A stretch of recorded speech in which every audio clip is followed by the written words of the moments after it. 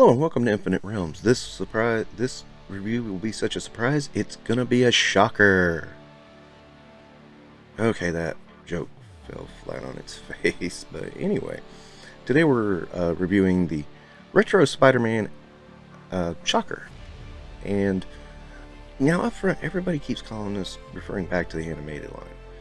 And I remember being alive then and collecting the figures and not calling it the animated line. So I keep wondering if that's something we picked up later. I mean, yeah, it did have a lot of inspiration from the animated line, that's for sure.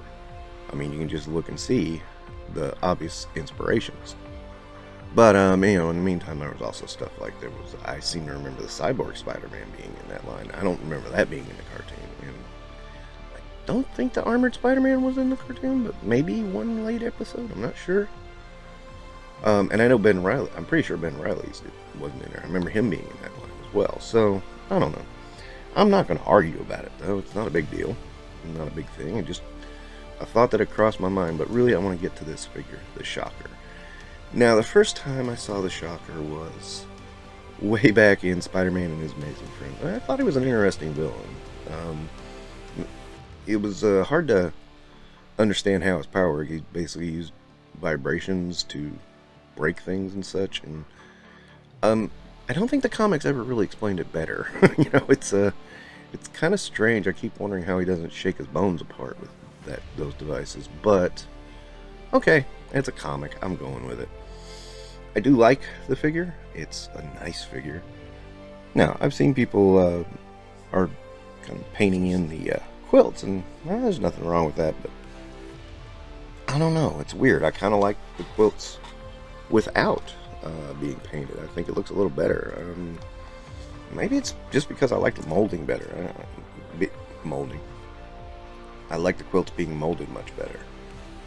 I don't know. I'm a little lost on that one. But anyway, the other cool thing about this figure is it has swappable hands.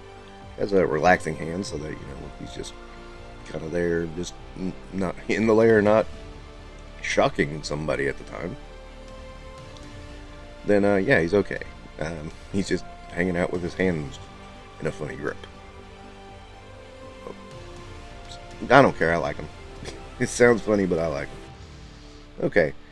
And we do have the weird bubbly effects, which I'm not a huge fan of. I don't know. I've played around with them a little bit, and they're just kind of meh. Especially if you try to pose. Of course, the articulation is in the forearm, not in the wrist, because of the gauntlets. And if you stick his hand straight out and do it like he does in the comic, it really kind of gets in the way. But I mean, that's a lot of good for one minor bat. So I'm letting that go. That doesn't bother me too much. That head sculpt is insanely cool. Again, those mold lines in the quilts, I love it. It just looks great. And I love how the brown is a different texture. I mean, it's still part of the mold though. But it just looks cool all around. And it's what I would think the Shocker looks like, to be perfectly honest. That's always what I kind of thought it was. Now, why he wears quilts and his shirt, I don't know.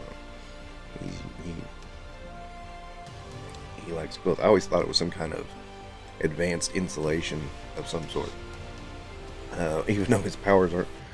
A lot of people get it wrong. They think his power is electricity based. It's not, but still, maybe it absorbs vibration or something. But it doesn't seem to work against kicks and hits from Spider-Man.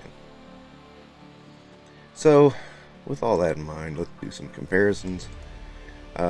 Here's Shocker with Ben Riley's Spider-Man that we saw earlier, and Spider-Woman, just because I just wanted another spider in the mix.